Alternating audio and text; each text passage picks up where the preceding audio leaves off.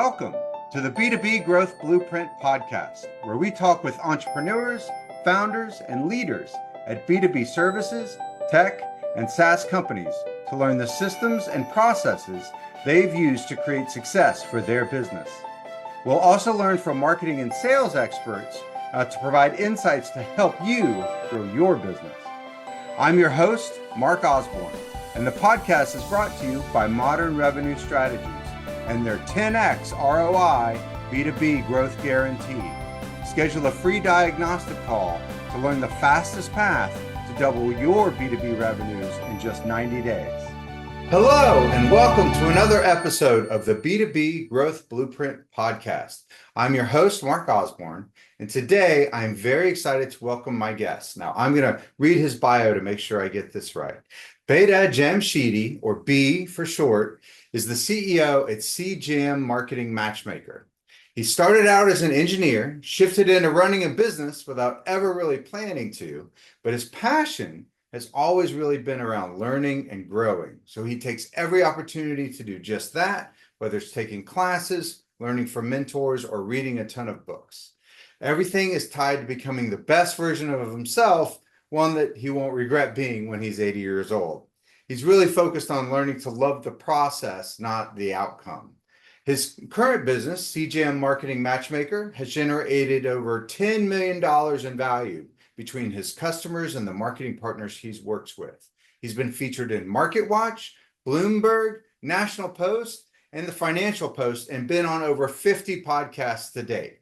Originally from Vancouver, Canada, he's currently living in the Netherlands, and he's visited over 50 European cities on his adventures. So B, thanks so much for stopping by this Southern California city today.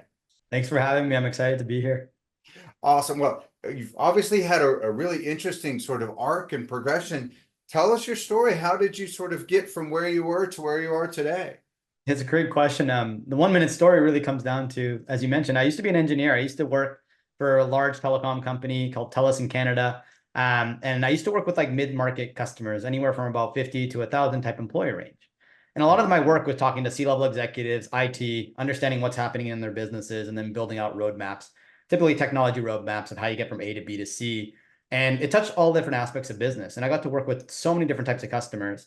And I learned a lot from that, from business consulting, sales, leadership, and technology.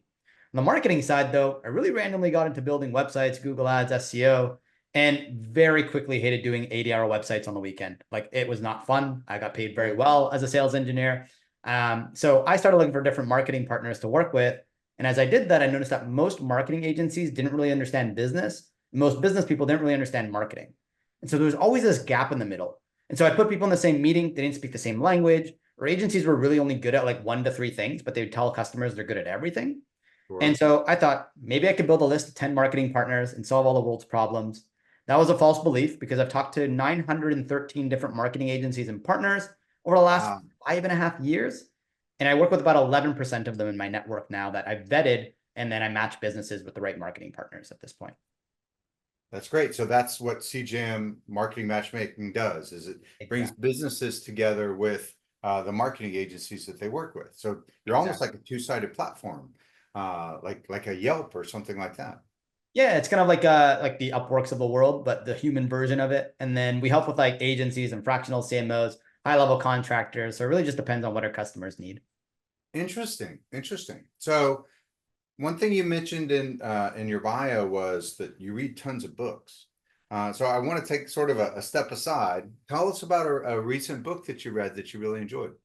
Yeah, so the book that I read recently was more around business mindset. That was kind of what I was trying to gather from it. And it's called The Hard Things About Hard Things by Ben Horowitz, I believe. And I really enjoyed that book because it just went through all the deep, hard truths about business. Because he built a startup. The startup literally he had to like split the company at a certain point. There's like 3 or 4 different breaking points where he's like, we lost, like it's game over. There's like no steps forward. And he walks through his like thinking and how to like move forward from those times. And he ended up selling his business for over $1 billion. So a lot of like super interesting insights in there that I really captured. And I really enjoyed just the fact of like, hey, business is hard. The biggest thing is like how you go through the hard times. And that's what creates a really good CEO. You like train yourself to become one. by going through making the decisions. And at the end of the day, one of the biggest things I took away from it is that every decision that happens in the business ultimately falls on you, regardless of if it's marketing or product or whatever. You need to know enough about your business to help be able to make decisions in any area. And if things happen, it's 100% on you, not on your team. So the takeaway that you would say for other CEOs, entrepreneurs listening from that book is that it's, even if you've hired a financial person or if you've hired an accountant, it's really on you. And so although that may not be where you prefer to spend your time in your business, you have to sort of grab that challenge by the horns. Is that accurate? That's exactly it. Yeah. And it's really just shift the way that I work with my own team internally, and just, you take advice for everyone and you learn things, but like, if you're confused about something, you better figure it out and not just agree to what the person in front of you has said. Right. Yeah. Hope that they got it right because they're the specialist in it, but you should understand it enough to be like, this makes sense. I'm on board and I'm moving forward because it's your decision at the end of the day. Yeah. Well, it's so funny because you hear the stories of, like Billy Joel, his accountant took all his money and, he had to, do all those shows at Madison Square Garden to remake back his empire. But, all the time that, and I've certainly worked with companies where they were abdicating certain choices that were really vital to their business to external partners that weren't as qualified as they expected them to be. And so that's an interesting thing. Also, in sales, a lot we talk about, eating the frog. I don't know if you've ever heard that phrase, but like everyone's got a little pet frog. It's big, ugly, slimy thing that sits on their desk that they, just kind of keep not looking at because they want to just pretend it's going to go away. But if you just eat that frog first thing in the morning, like it winds up not tasting as bad as you think it's gonna, and really opens up your day for a lot of other things. That's exactly it. Yeah, 100%. So shifting to the topic a little bit around, how you've grown this successful business. One of the things that, we talk about in B2B marketing and sales is sort of the importance of building, trust and credibility with potential prospects. And one of the key strategies for that is, building content that educates them, moves them through their decision journey. And I know that you've spent a lot of time building some content systems for your business. Tell us a little bit about, sort of why you did that and sort of how you did that. Yeah. So a big strategy of mine on my marketing strategy is social media, right? Like ultimately, everyone wants to be a thought leader, but no one wants to sit down and write the 5 posts a day, or they're doing the videos or any of that kind of stuff, right? But for me as an engineer, like I was thinking, well, how can I make a process around this? And how can I offload the things that I don't enjoy doing? I don't enjoy posting content. I don't enjoy editing my content, but I love writing it and doing it, right? Okay. And so initially when we started out, with the content machine, we were in Trello. I kind of created a board and was basically writing out all my content, and then we're just moving it across tabs as it kind of progressed through the content machine, right? From editing to getting the picture in to posting. And that worked for a certain amount of time initially just to kind of get some of our volume up. But then I had to make a switch over to ClickUp because now that's where our project management system is. That's where a lot of my databases are, that and Airtable. But I wanted to bring that system into ClickUp and bring my entire team into one place. And so we got to the point where now ClickUp is running like a machine. Like we got videos coming in, videos will jump into other areas and move into other lists, and the video editor knows what to do, when to do it, what kind of post it is that they're editing. And then my social media manager will come in and edit posts, look over it. My fractional CMO will approve it. There's a whole system around it. But now we've gotten to the point where, okay, we got the volume up. We can post 5 times a week. If we need to do videos, we can do all that stuff and across multiple platforms, right? But the next piece of it is, how do we increase the engagement? How do we get our content to go further? How do we get better at writing our hooks? How do we get better at making sure that people are following along the content and we have the right amount of call to action, the right amount of lead forms a week? And so it's all of those like minute details now that we're constantly iterating on because we built the system. Now we're just trying to improve it. So we got to the 85% of the way there. Now the last 15% is going to take us a while to figure out, but we're going to constantly tweak and iterate until that flywheel hits the way we want it to hit. Yeah. Well, so smart. And one of the things that, oftentimes people miss when building a system is that feedback loop of is it accomplishing the KPI, the key performance indicator, the metric that we really care about? Instead, it's just like, well, I did it.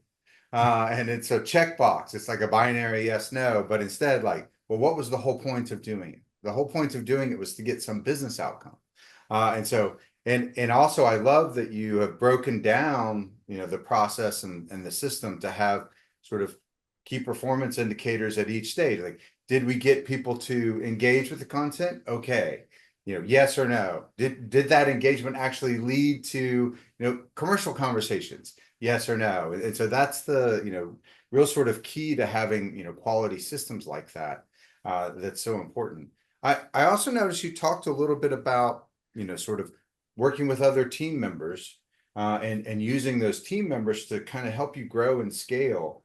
How hard of a transition was that to go from, sort of you doing it and owning it all, and you had it all between your head, and so you could just do it. You didn't have to explain it to anyone else, to actually sort of defining a system so that someone else can take it off your plate and so that they can start to do it and you start to let some of that go. Talk to us a little bit about that process for you. Yeah. So in the beginning, I kind of was trying to figure out what I really disliked doing, right? So as the business was kind of growing, right, I didn't have the budget to hire an entire social media team to come take over stuff. Right. It just wasn't possible. And it still kind of isn't. Like, I don't want them to generate my content and write my thoughts. But ultimately, what it kind of came down to is there's little pieces that I didn't enjoy doing. So initially was, I don't want to be posting all my content. So let's bring someone in to just do that posting piece, right? And then after that becomes, well, I don't actually want to edit that content anymore either. Like, I want to just put my ideas down, structure it, and then have someone else edit it for little grammar mistakes and things like that. And so I started offloading that. And then I went, okay, well, I don't like also doing the design or the photo aspect. Can I build a system where I just drop my photos, organize it in a certain way, and then let people choose the photos that make sense? They're already all pre-approved because I've chose it. You just need to have someone that knows what to choose for which posts that we're using. The next piece is going to be, I don't even want to organize my photos. I just want to throw it somewhere and someone comes in, organizes it all for me, and then the team just kind of runs with it. So I have more time to think and do the creative stuff that I really enjoy doing. And so it was kind of like piece by piece. But if it really depends, I guess, like if my business was much larger, right, and I had entire teams and people I could hire, I'd offload the whole function. I'd just say, well, I don't even want to touch the social media stuff anymore. I'm outsourcing it. It's going to cost $5,000, but I get this much extra time. And it's worth it. So it really depends the stage of business that you're at. If you're building from ground up, or if you're already established and you're just like, I don't like doing this piece. How do I offload it? Put your processes somewhere into an SOP or something along those lines, or the person you're hiring is usually an expert. See if they bring something in from their side, verify that it's going to work for you and tweak it, and then let them run with it. Well, so smart that you talk about, sort of defining these standard operating procedures and, sort of this critical flow, because if you don't know what that flow is, you can't offload any of it. If everything sort of lives between your ears of, well, I come up with the idea and then there's a post, but instead it's, I come up with the idea and then I write the content and then I find the imagery to go with it. And then I decide, where to post it. And then I tweak it based on that different platform. Now you've started to define a process that you can offload and that someone else can do for you, which really sort of creates that scale. I also thought it was interesting before that you were talking about, sort of some of the different software you use, but that you had sort of an evolution there. As an engineer, I'm curious about your thought process on, how you sort of knew now's the time to empower this process with this software versus when it was time to escalate to others. Because one of the challenges we see a lot of times is companies will sort of buy a piece of software thinking that's going to be the solution.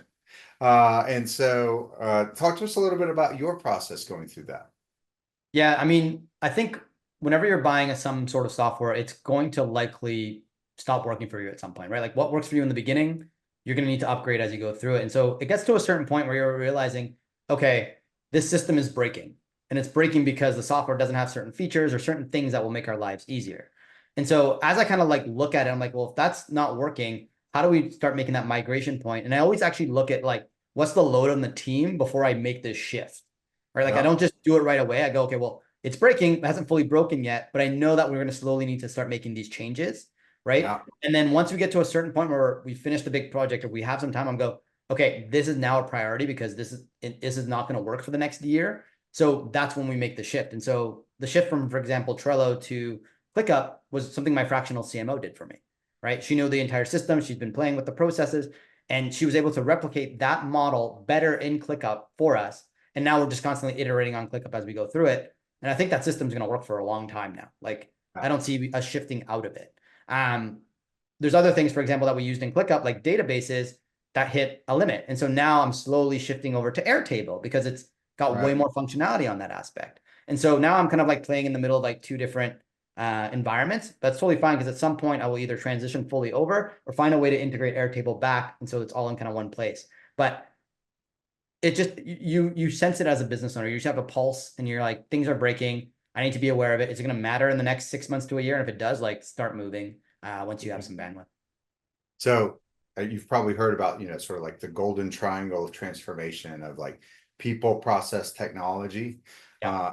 And I was chatting with someone the other day that was talking about, so often companies start with, well, I'm going to buy this technology and then that's going to solve everything else. But instead, you got to start with the people, and then you build the process, and then you layer in that technology that sort of enables that process to run better, faster, stronger, and all of those things. So it's so interesting to hear you describe that in action. That's 100% it, because when I used to work for TELUS and full-time, like, we're always, here's the technology. We had all the technology in the world, but some of the questions that we would ask in our consulting sessions is, how adaptable are your people to this new technology? Like, are they ready to adapt this new technology? Because we can give it to you. It's got all these features, but if the team's not going to use it, what's the point? Right. And so a lot of times when we ask that question, you notice people kind of stumbling and go, oh, I don't think our team would actually adopt this fast enough. Or like, who can you find that champions this change, right? Like, if you can find a couple people within a team, and usually I don't like to find one champion, because that, let's say you have a team of 10, right? And you find one person that's against 9 other people. But if you get 2 to 3 people to champion, now it's like, oh, there's a movement. And everyone else goes, oh, there's a movement, then I might as well jump on, because everyone else is kind of moving together. So those are some of the things that you need to think about when it comes to like people shifting and people changing, is like, don't single out a single person, bring in multiple people. And also just always be engaged and awareness of like creating that environment of change and adaptability within your team. Like, even as we're doing social media changes right now, I'm constantly saying on the calls, hey, we're making changes, but these are likely not going to be final changes. We're constantly iterating, because we haven't hit the point where we're running a really, really smooth machine. We're going to learn stuff, and then we need to iterate and feed back into the system and change it when things don't work. And so everyone's in that mindset that it's going to change.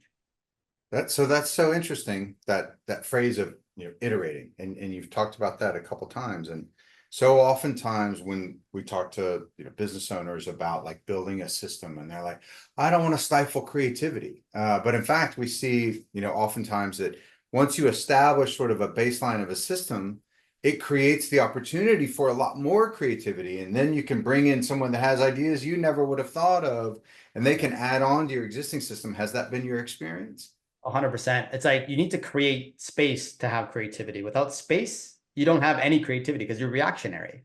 And so the space to have like time to think, like all these systems that are there is just giving me more time on my business to like go for a walk, have a coffee, because I come up with these ideas, and then I go on my strategy calls and go, hey, what if we did this, this, and this? The systems weren't there, I wouldn't have that time. And so I'm always trying to figure out like, how do we build systems? How do we build some sort of automation to get things rolling so that I have more time to think? Yeah. Well, and one of those systems that I know that you've built is around sort of tackling churn, and the sort of net revenue retention is actually one of the fastest ways to build company value. And a lot of companies really overlook that, because they're just focused on I just need more customers, but if they're all leaving out the back door, you're never going to get that growth. And I know you've built some systems around that specifically. Talk to us a little bit about that.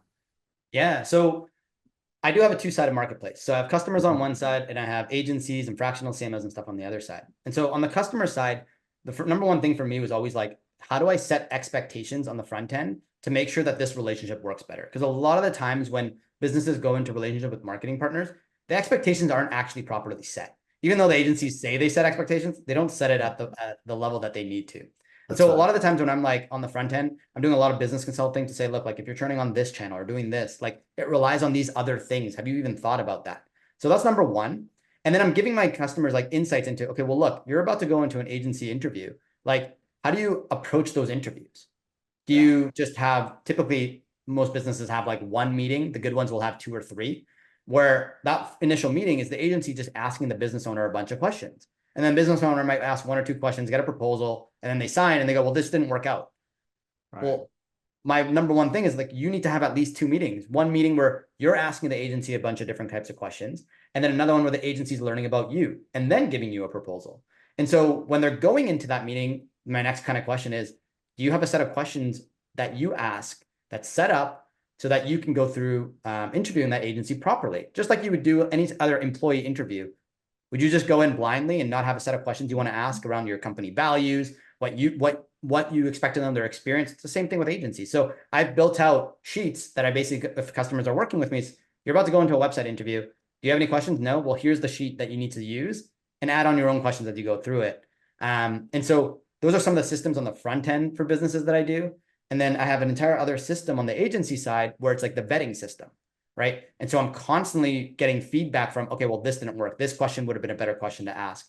And so, I mean, after vetting over 900 plus partners, you start iterating quite a bit. And then you add other layers to it, right? And so it's all part of that process of like, constantly, as I like using the word iterating, is iterating on things to continuously make it better so that you have a higher chance of success when it comes to the matchmaking process. Because as you know, in that whole marketing world, the matchmaking and people working with agencies, not very good. People are not happy usually.